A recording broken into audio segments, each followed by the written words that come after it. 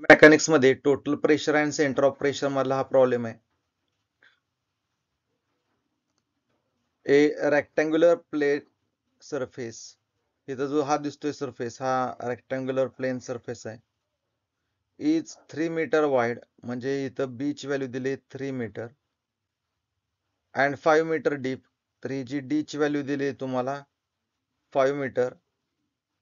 Is lies in vertical plane in water, तर water मध्ये अशा प्रकारे व्हर्टिकली काय बुडवलेली डीप केलेली. डिटरमाइन टोटल प्रेशर, म्हणजे इथं हा जो एफ आहे हा एफ आपल्याला फाइंड आउट करायचा आहे. And position of centre of pressure, म्हणजे हा जो ए स्टार आहे हा ए स्टार ची व्हॅल्यू काढायची. इथं पण एफ आहे, आता इथं हा एफ काढायचा आणि ए स्टार काढायचा आहे. When its upper edge is horizontal, म्हणजे याची जी अप्पर एज आहे ती काय हॉरिझॉन्टल आहे. असं का दिलं त्याने म्हटले, तर हा जो रेक्टँगल आहे तर असा हा अप्पर एज इन्क्लाइंड पण होऊ शकते. त्यामुळे ही ही जी एज आहे ही जी एज आहे ही काय हॉरिझॉन्टल आहे, ह्या केसमध्ये काय हॉरिझॉन्टल आहे, त्यामुळे हा रेक्टँगल येणार आहे. आता दुसरं असंही म्हणू शकतात की हा जो रेक्टँगल आहे तो असाही असू शकला असता, पण त्यांनी देताना काय दिले असाच का घेतला, असा का घेतला, तर ते काय म्हणतात 3 मीटर वाईड आहे, म्हणजे ही जी हाईट आहे ही लेंथ आहे तुम्हाला 3 मीटर दिसते आणि हे जे डिस्टन्स आहे 5 मीटर आहे, त्यामुळे रेक्टँगल असाच आपला होणार आहे. तर ते म्हणले असते 5 मीटर वाईड आणि 3 मीटर डीप, तर हा रेक्टँगल आला असता. त्यामुळे डिस्क्रिप्शन वाचून प्रॉब्लेम काय करा, डायग्राम ड्रॉ करा. Determine total pressure and centre of pressure of on plane surface when its upper edge is horizontal.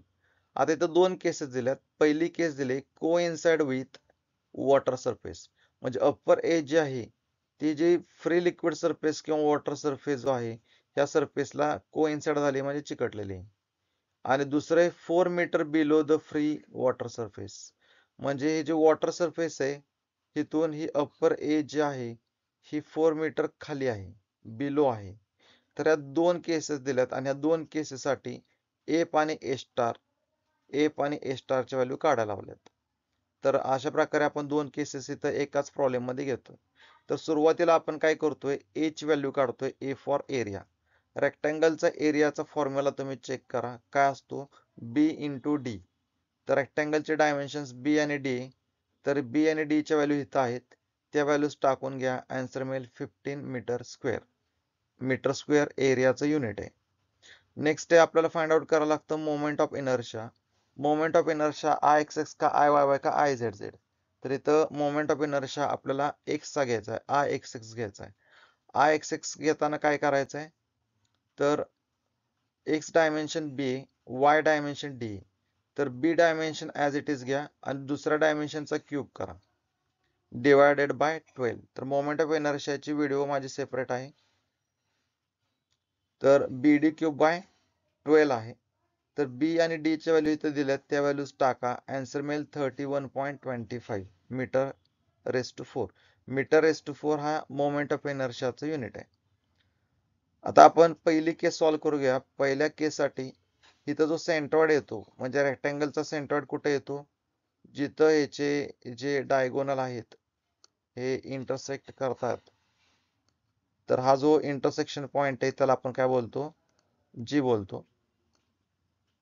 मग जीचं डिस्टन्स किती येतं, तर टोटल जी डेप्थ आहे ह्याच्या निम्मी, म्हणजे एच बारची व्हॅल्यू काय येते, ही जी टोटल डेप्थ आहे ह्याच्या निम्मी म्हणजे डी बाय 2. डी ची व्हॅल्यू किती दिली 5, म्हणजे 5 बाय 2, आन्सर मिळेल 2.5 मीटर.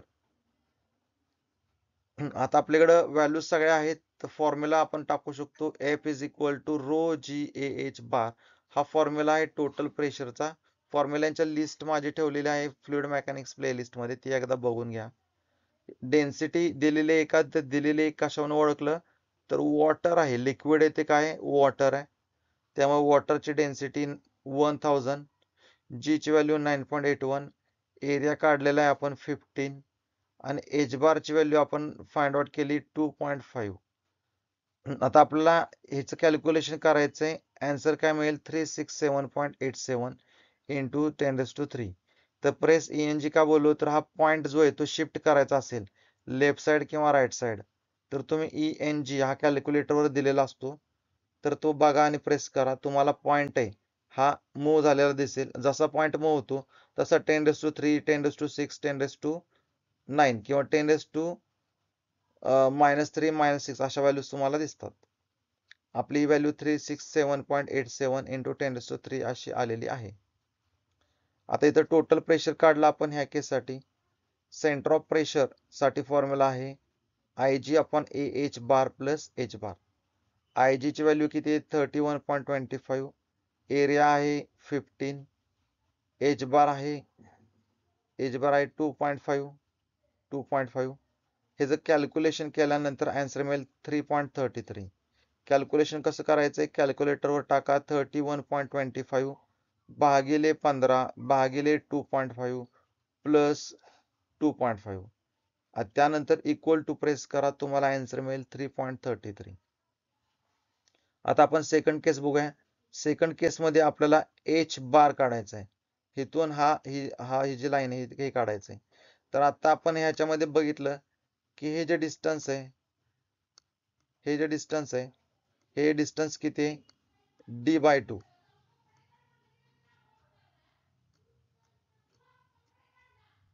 हे डिस्टन्स किती आहे D/2. तर बघा इथं H बार इथं दाखवलेला D/2.